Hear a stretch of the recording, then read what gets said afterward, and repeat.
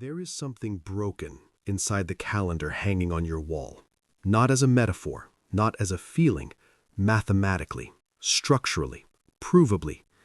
And the deeper I looked, the harder it became to believe the breaking was accidental. Here is the simplest version of the problem. The Gregorian calendar, the one your phone runs on, the one governing every deadline, every birthday, every corporate quarter of modern life, is chaotic.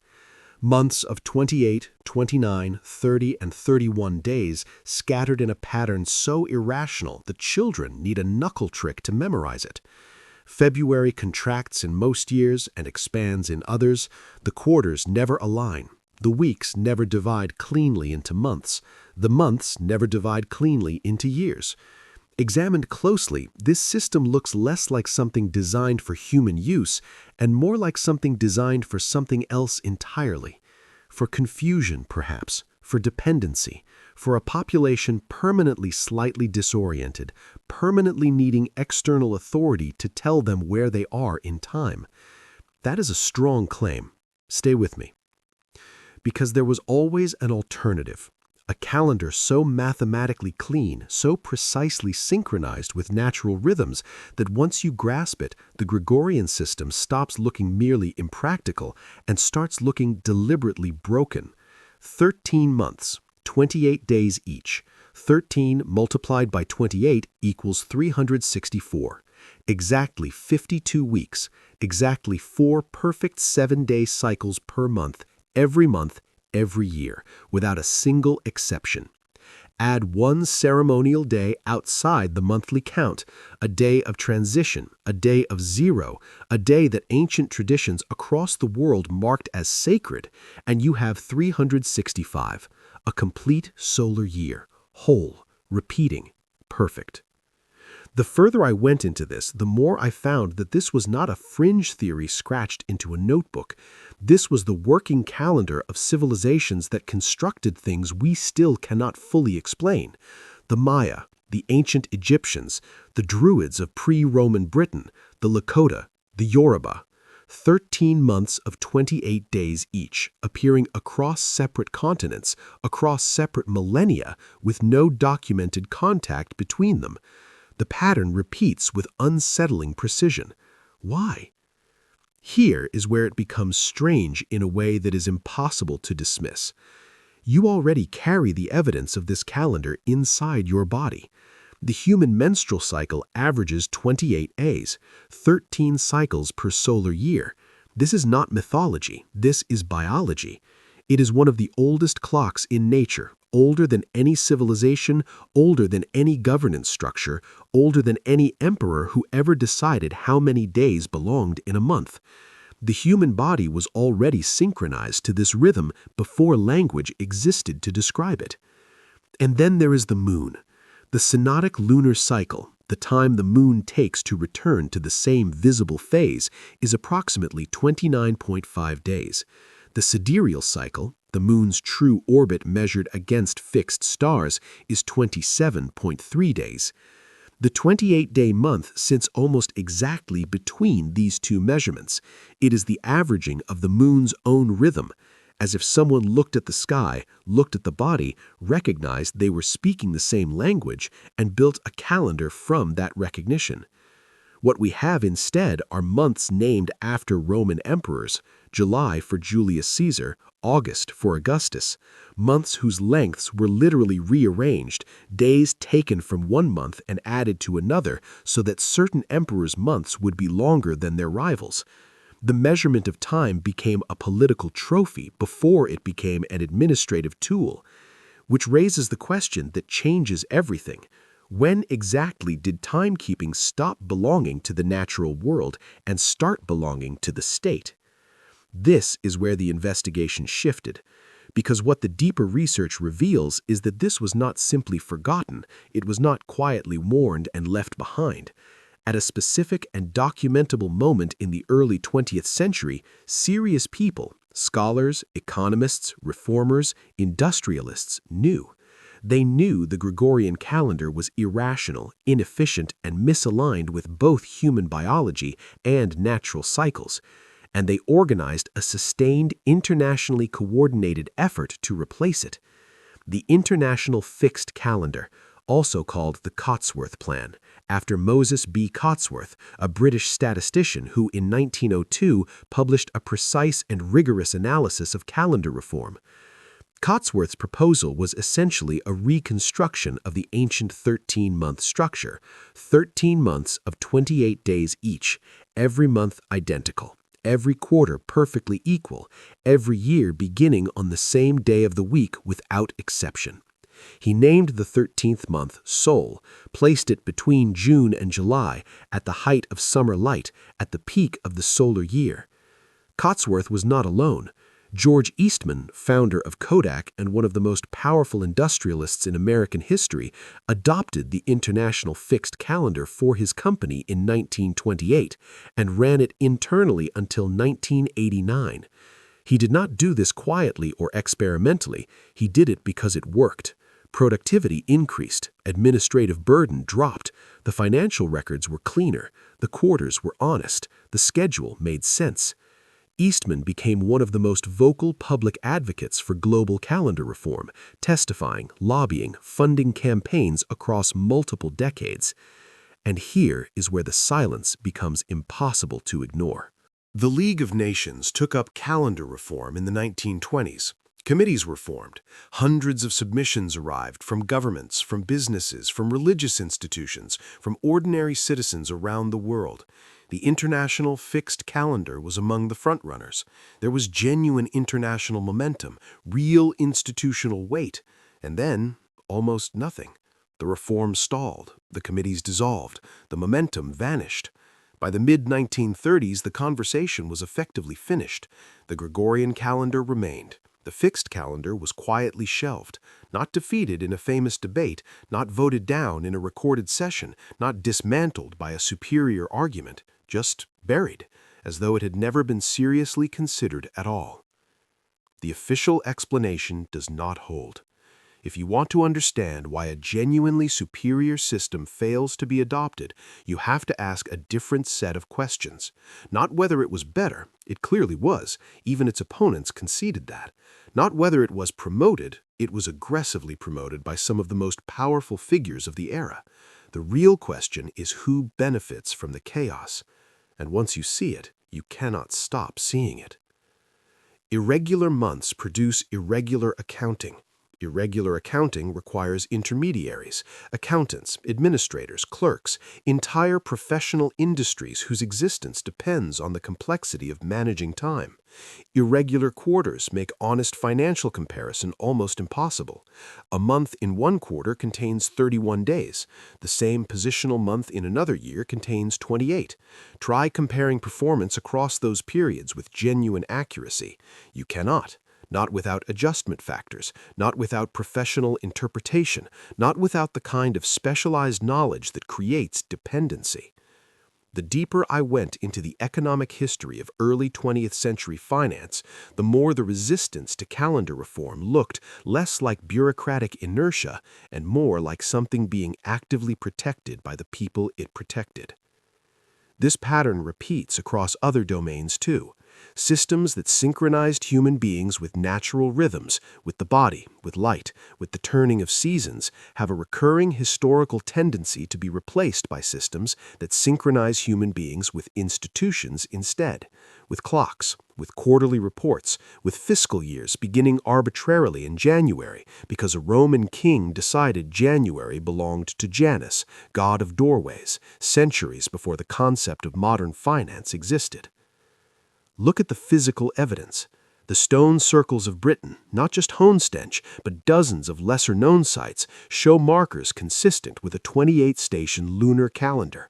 The Aubrey holes at Honestench, 56 pits arranged in a precise circle, 56, 2 complete cycles of 28. Researchers have argued for decades that these features track the lunar cycle in exactly the way a 13-month calendar would demand. The official archaeological literature treats this as one possible interpretation among several, but why is it not more central to our understanding of what that structure was actually for? The Maya long count calendar, the most precisely engineered timekeeping system constructed by any pre-industrial civilization, is organized around a continuous rotation through 13 numbers, 13 again, and 28 days is the period required for the Pleiades star cluster, considered sacred by the Maya, to complete a specific observational cycle above the Yucatan.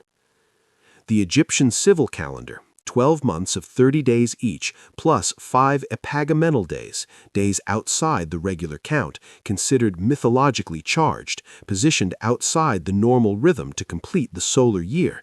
The architecture of the solution is identical. Different culture, different geography, different millennium, the same underlying logic. This is not coincidence. It is not three civilizations independently discovering the same imperfect solution by chance. The evidence points toward a shared inheritance, a common source, something older than any of these cultures' written records, embedded in the practice of reading the sky before language existed to explain the reasoning. Which raises the question that sits underneath everything else. If this knowledge was this widespread, this persistent, this durable across thousands of years and dozens of independent civilizations, what happened to it, and when? There is a documentable pattern in historical calendar transitions. When Rome imposed the Julian calendar on its conquered territories, it did not merely offer an alternative, it actively suppressed local timekeeping. Druids maintaining the Celtic lunar calendar were targeted, their traditions were criminalized, their oral knowledge was deliberately disrupted. When the Gregorian reform replaced the Julian in 1582, entire populations lost days from the legal record. People went to sleep in one month and woke up in another. Buildings were dated by systems that had ceased to exist. Scholars in the field of ethnoastronomy have noted that the suppression of indigenous calendar systems was rarely framed as what it was, a political act. It was always presented as correction, modernization, the replacement of the body and the moon with the clock and the state. And the strangest detail in the historical record, in most documented transitions, the administrators and scribes who carried out these replacements appear to have understood neither the full logic of the system they were abandoning, nor the full implications of the system they were adopting, as though they were executing a decision made somewhere above them, at a level they could not access, their role only implementation. The archival gaps around the 1920s reform debates are not ordinary. Key correspondence from the League of Nations Committee is incomplete. References appear to documents that do not exist in the official archive. Meeting minutes summarize discussions without recording their content. The Cotsworth Papers at the University of Toronto contain significant gaps precisely around the years of peak lobbying, the years when resolution was closest. Not water damage, not cataloging error, gaps that cluster specifically around the most consequential moments. I want to pause and ask something that is almost never asked in the context of calendar history. What would it have felt like to live in a world where every month was the same length, where the first of every month always landed on the same day of the week, where you always knew, without a device, without checking, exactly where you were in the cycle, where the rhythm of your work, your rest, your commerce, your ceremony all moved in alignment with the rhythm of the moon above, and perhaps with the rhythm of the body itself? This is not a mystical question, it is a practical one.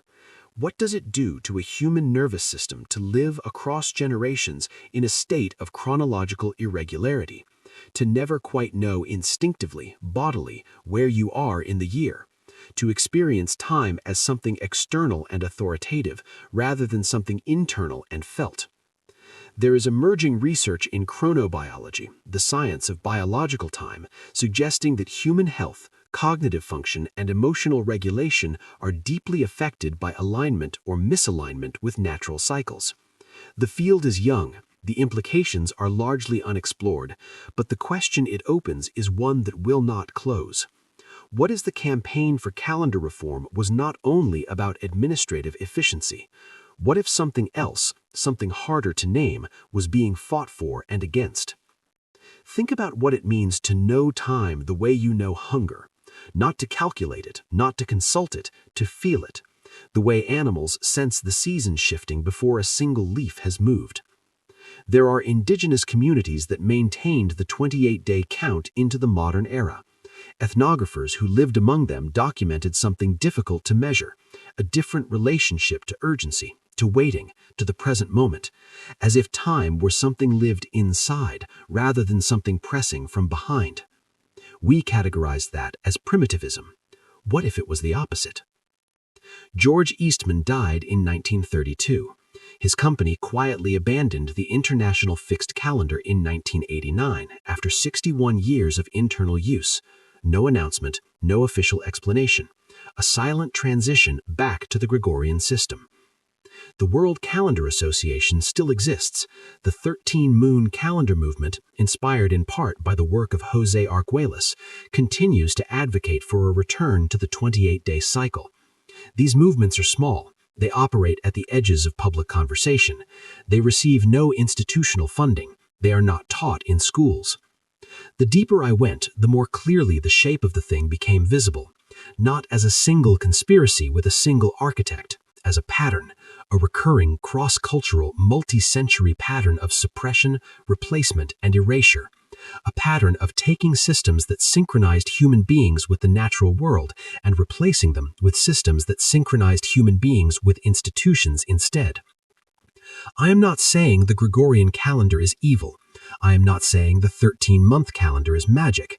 I am asking why a system that was mathematically superior, biologically resonant, historically documented across dozens of independent civilizations, and actively championed by serious institutional reformers less than a century ago, why that system sits at the margins of history while a calendar built around the vanity of Roman emperors governs every life on Earth.